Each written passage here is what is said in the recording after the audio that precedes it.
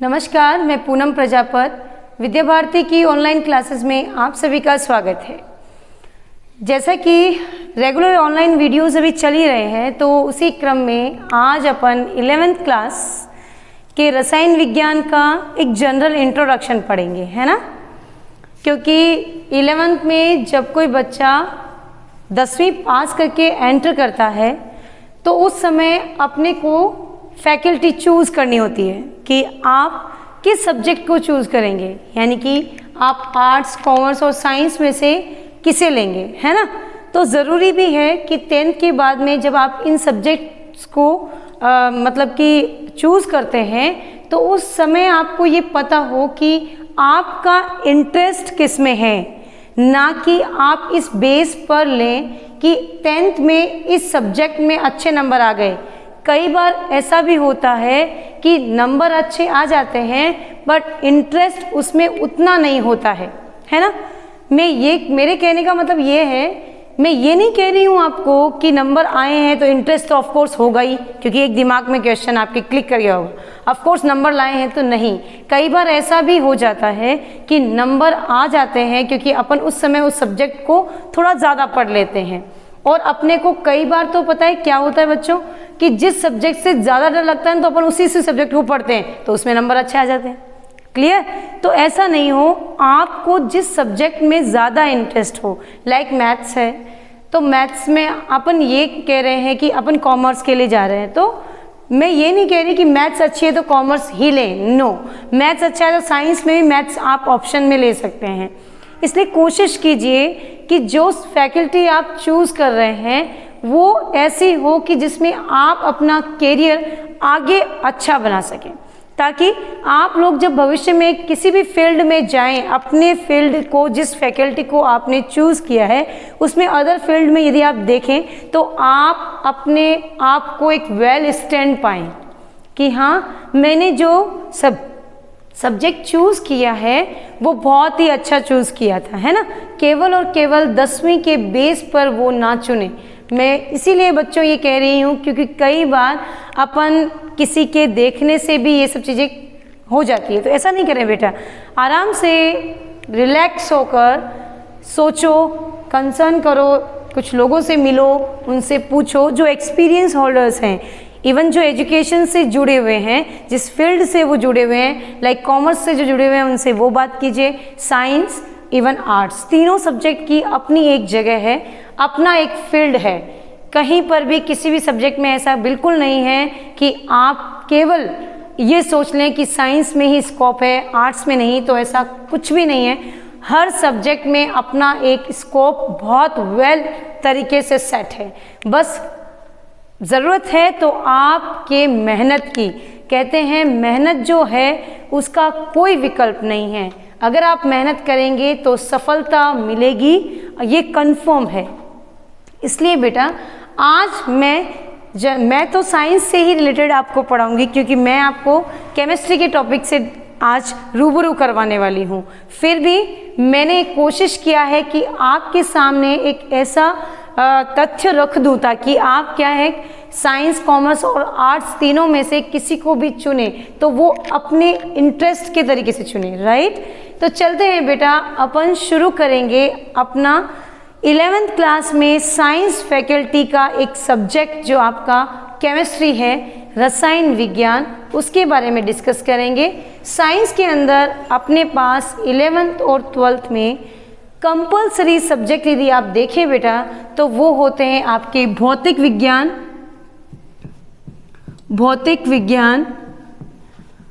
और रसायन विज्ञान।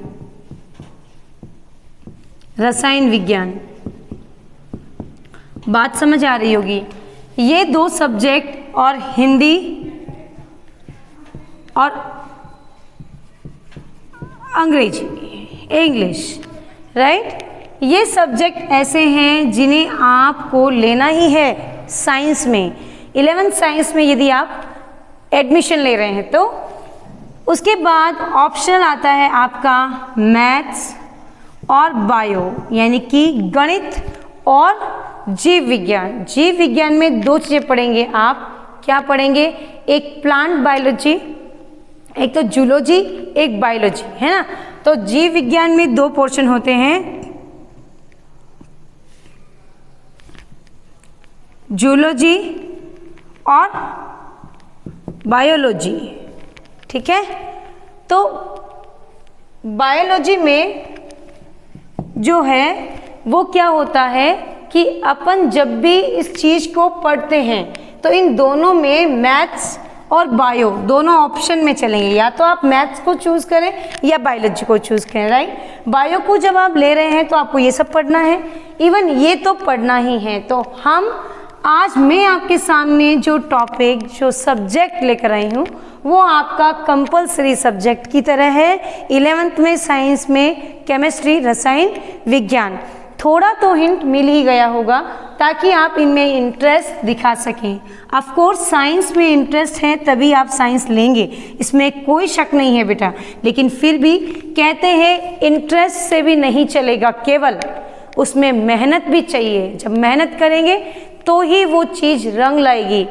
समझ आ रही है ना मेरी बात? तो आप कोशिश करना कि आप यदि साइंस ले रहे हैं तो बहुत अच्छा। मैं कह रही हूँ साइंस में बहुत स्कोप है, बिल्कुल है। और अगर आपने मेहनत किया तो उसका रिजल्ट आपको बहुत अच्छा मिलेगा।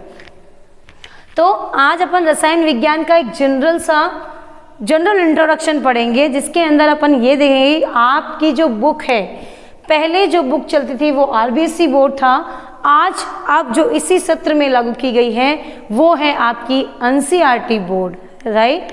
एनसीईआरटी बोर्ड वैसे तो बहुत ही यूज़फुल है, क्योंकि नीट, आईआईटी जो होते हैं उनके लिए, जी मेंस के लिए,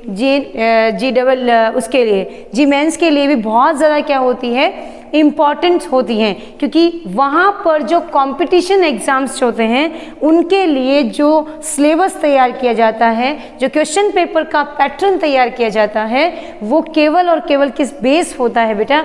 एनसीईआरटी के अकॉर्डिंग होता है। तो अच्छा है आप लोगों के लिए। तो एनसीईआरटी की बुक की यदि मैं बात करूं तो बुक जो है आपकी केमिस्ट्री की बुक को दो पार्ट में डिवाइड किया गया है, दो भागों में विभक्त किया गया है। पहला पार्ट जो आपका है पार्ट फर्स्ट और पार्ट सेकंड। बात समझ में आई? पार्ट फर्स्ट जो है उसके अंदर आपके टोटल 1 to 7 चैप्टर्स हैं, है ना। कितने लेसन दिए गए हैं? 1 to 7। और सेकंड में 18 to 14 दिए गए हैं चैप्टर्स। लेसन कितने हैं? 1 से 7 पहली बुक में। जो 7 चैप्टर है उसमें पहला चैप्टर जो आपका है, मैं बोल के बता रही हूँ आपको ताकि आप एक बार सिलेबस को अच्छे से देख सकें। आपका पहला चैप्टर जो है वो है रसायन विज्ञान की मूलभूत अवधारणाएं। रसायन विज्ञान की मूलभूत अवधारणाएं। बात समझ में आ गई होगी।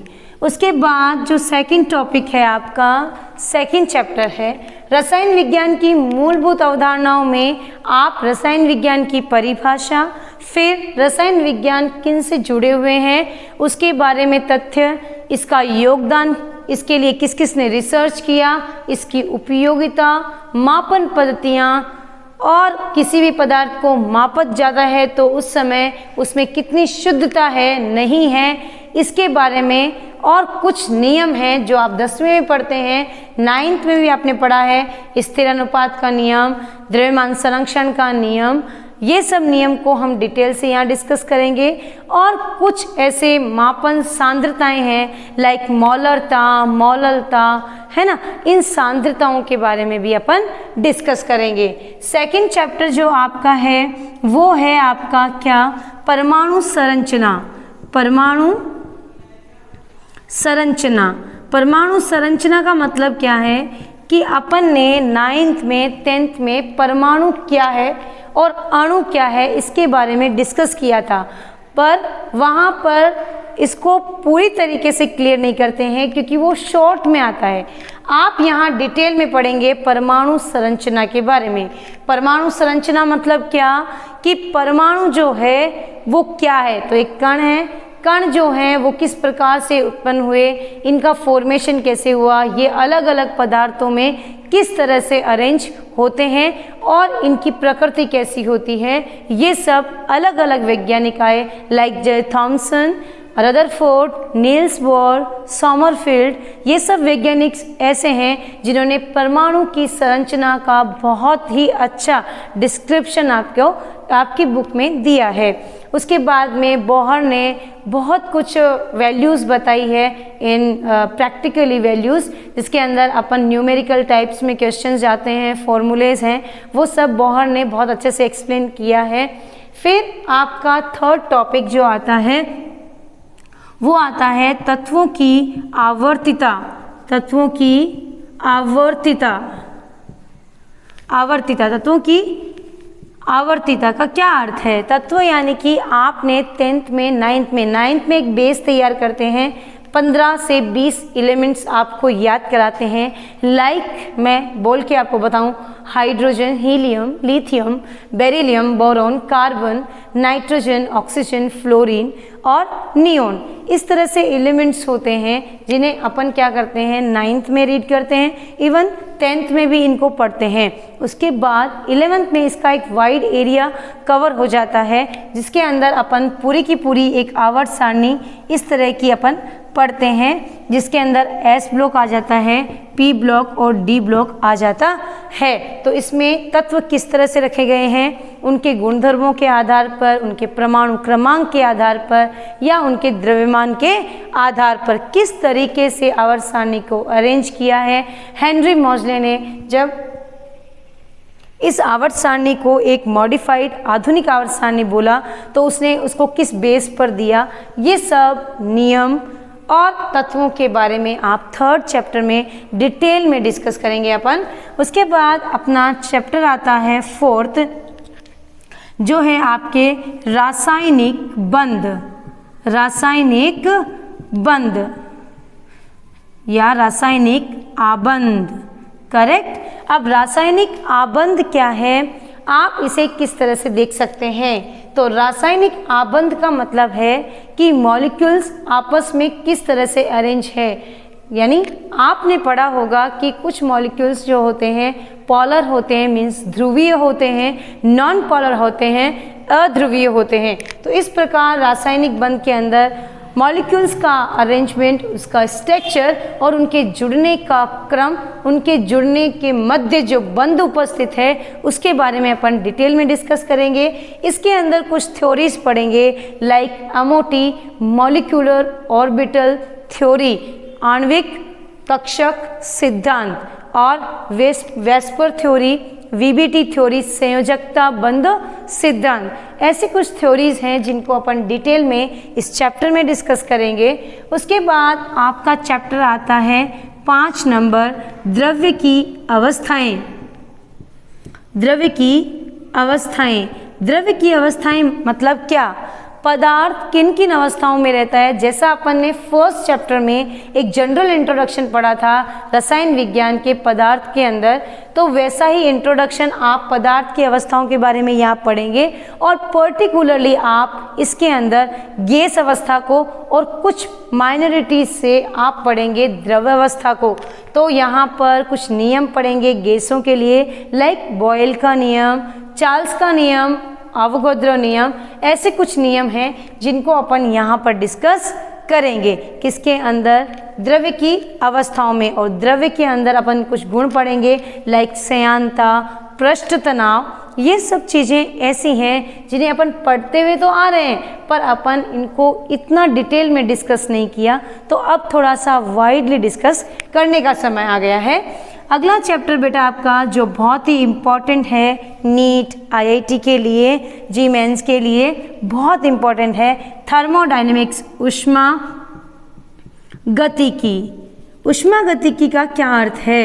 ऊष्मा गतिकी कोई भी रसायन विज्ञान में कोई भी यदि केमिकल रिएक्शन यदि हो रही है तो उस समय उसको कितना टेम्परेचर चाहिए, उसको कितनी हीट देनी चाहिए, ये सब अपने को केवल और केवल कहाँ मालूम चलता है, ऊष्मागतिकी के अंदर। दूसरा इंपॉर्टेंट टॉपिक कि अपने पास कोई भी पात्र है लाइक थर्मस है, उसमें यदि पानी है वो ठंडा नहीं हो रहा है, यदि आप यदि कोई ऐसा ले लें पात्र जो ओपन है उसमें वो चीज़ ठंडी हो जाती है, पदार्थ जो होता है वो ठंडा हो जाता है, मीन्स ऊष्मा का आदान प्रदान हो रहा है।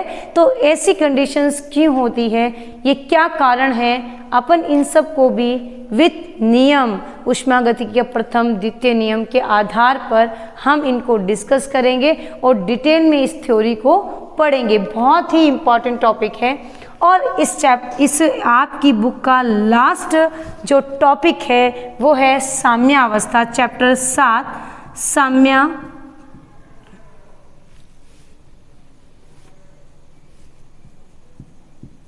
साम्यावस्था। बात समझ आई? साम्य की अवस्था, साम्यावस्था। साम्यावस्था का क्या अर्थ है? साम्यावस्था मतलब ये कि आपने कोई भी केमिकल रिएक्शन यदि की है तो केमिकल रिएक्शन जब आप करते हैं तो उस दौरान अपन देखते हैं कि उसके अंदर जो अभिकारक है, जो उत्पाद बना है वो सिमिलर हो चुके हैं क्या, जितना अभिकारक उत्पाद में कन्वर्ट होना था वो हो चुका है क्या, अगर हो गया है तो उस दौरान उसकी पीएच में क्या फ़र्क आया है, उसकी मात्रा में क्या चेंज आया है। आप इसको थ्योरी के अकॉर्डिंग और उसमें एसिड बेस रिएक्शंस उनकी कंसंट्रेशंस को डिस्कस करेंगे। अपन 7वें चैप्टर में साम्य जो है वो 2 तरीके से पढ़ेंगे, एक आयनिक साम्य और एक रासायनिक यानी केमिकल रिएक्शन के आधार पर, और एक आयन जो आपस में रिएक्शंस करते हैं उनके आधार पर अपन इस चैप्टर को डिस्कस करेंगे। ये आपकी एक पूरी बुक का मैंने आपको एक शॉर्ट नोट समझा दिया है बेटा, यानी आपके रसायन विज्ञान का जो पहला भाग है उसमें 7 चैप्टर हैं, उसके बारे में अपन ने डिस्कस कर लिया है। ऐसे ही आपका जो सेकंड पार्ट है जिसमें 8 से 14 तक चैप्टर्स हैं, तो उसके अंदर क्या क्या है उनको भी अपन डिस्कस कर लेते हैं। तो आइए शुरू करते हैं। आपका जो सेकंड पार्ट है उसके अंदर आपके जो चैप्टर्स हैं वो कुछ इस प्रकार हैं। पहला जो 8वां चैप्टर है सेकंड नंबर पार्ट का आपकी बुक का, उसका नाम है ऑक्सीकरण और अपचयन। ऑक्सीकरण अपचयन। आप सब 10th क्लास में रासायनिक अभिक्रिया का जो आपका 6th चैप्टर है उसके अंदर रासायनिक अभिक्रियाएं व उनके प्रकार पढ़ के आए हैं, जिसमें आपने पढ़ा होगा ऑक्सीकरण और अपचयन। जनरली आप यही जानते हैं, ऑक्सीजन का जुड़ना, ऑक्सीजन का निकलना, जुड़ना ऑक्सीकरण, निकलना अपचयन। तो आप अब जो अपन इसमें पढ़ेंगे वो थोड़ा डिटेल में किसी न किसी थ्योरी को बेस मानकर, जैसे इलेक्ट्रॉनिक अवधारणा के आधार पर, ऑक्सीकरण अंक के आधार पर, तो ऐसे इनको पढ़ना है। फिर इनके ऑक्सीकरण अंक भी निकालने हैं, इनकी संयोजकताएं निकालनी है। साथ ही एक बहुत ही अच्छा टॉपिक आप पढ़ेंगे इसमें जो मोस्ट ऑफ इम्पॉर्टेंट होगा, वो होगा रासायनिक अभिक्रियाओं को संतुलित करना। तो रासायनिक अभिक्रियाएं किस प्रकार से संतुलित होती है बेटा, तो जनरली अपन ने पीछे 10वीं में भी संतुलित की है, पर उसकी थीम अब थोड़ी सी चेंज करके थोड़ा सा लेवल अप कर दिया गया है। तो वो सब डिस्कशन अपन इस चैप्टर में करेंगे। वहीं आपके 11th क्लास का ही 9th चैप्टर आप पढ़ेंगे हाइड्रोजन। हाइड्रोजन का चैप्टर यहाँ क्यों दे दिया गया है, यानी कि हाइड्रोजन का तो आज तक आवर्त सारणी में ही स्थान निश्चित नहीं है, तो इस चैप्टर को क्यों पढ़ा रहे हैं, इसीलिए जो चीज़ जहाँ पर डिफेक्टेड है उसको सॉल्व तो करेंगे ना, कि हमेशा ही ऐसे थोड़ी करेंगे कि आज भी इसका स्थान निश्चित नहीं है तो अपन इसको पढ़ेंगे ही नहीं। नहीं, ऐसा नहीं है बेटा। हाइड्रोजन अपने आप में एक पूरा ऐसा तत्व है, इसका फुल डिस्क्रिप्शन किया जा सकता है यदि हम करना चाहें तो। इसीलिए इसको क्या किया गया है, एक पूरे चैप्टर के रूप में आपके सामने रखा गया है ताकि आप इसके बेसिक कॉन्सेप्ट को समझ सकें। हाइड्रोजन एक परमाणु के रूप में है या फिर अणु के रूप में है, इसका स्थान कहाँ है तथा इसे किसके साथ रखना चाहिए, किसके साथ ये समानता प्रदर्शित करता है, इसकी रासायनिक व भौतिक गुणधर्म के बारे में भी इसी चैप्टर में अपन बहुत अच्छे से डिस्कस करेंगे। वहीं अपना अगला जो चैप्टर होगा वो 10 नंबर चैप्टर है आपका एस ब्लॉक। एस ब्लॉक जैसे कि मैंने अभी आपको 3rd चैप्टर में बताया कि आपका जो एस आवर्त सारणी है उसमें एस पी डी एफ 4 आपके ब्लॉक होंगे, वो किस तरह से रिप्रेजेंट किए जाते हैं। तो उसमें एलिमेंट्स जो होते हैं वो अपन एलिमेंट्स के बारे में like hydrogen, lithium, sodium, potassium, rubidium, caesium और फ्रेंशियम, ये ऐसे एलिमेंट्स हैं जो एस ब्लॉक में आप पढ़ेंगे। एस ब्लॉक का प्रथम भाग व एस ब्लॉक का ही द्वितीय भाग, जैसे कि beryllium, magnesium, calcium, strontium, barium और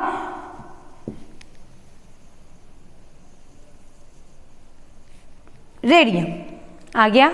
तो इस तरह से अपन क्या कर सकते हैं, इन एलिमेंट्स को अपन डिटेल में डिस्कस कर सकते हैं। तो ये है आपका एस ब्लॉक का 1st और 2nd पार्ट, जिसे आप डिटेल में कहाँ पर डिस्कस करेंगे बेटा, एस ब्लॉक के अंदर डिस्कस करेंगे। ये होने के बाद आपका अगला चैप्टर जो है, आप टॉपिक को ख़त्म करने के किनारे पहुँच रहे हैं। तो अब अपना टॉपिक जो है वो 11 चैप्टर का है। 11 चैप्टर जो आपका होगा वो वही इसी के साथ होगा, वो होगा आपका पी ब्लॉक। अब पी ब्लॉक में क्या होगा, पी ब्लॉक में अपने पास जो है बेटा 6 वर्ग दिए गए हैं। कौन से वर्ग दिए गए हैं? 6 वर्ग, जिसका अपने हेड ऑफ एलिमेंट की बात करें तो अपने पास boron, carbon, nitrogen, oxygen, fluorine और नियोन है। यानी कि ये 13 से शुरू होकर इस तरह से एलिमेंट जो होते हैं वो दिखाई देते हैं। इसके नीचे 5-5 एलिमेंट्स को और रखा गया है, जो कि आवर्त सारणी में डिटेल में बताया जाता है। कोशिश कीजिए कि सिलेबस के अंदर आवर्त सारणी को सबसे पहले आप पढ़ें।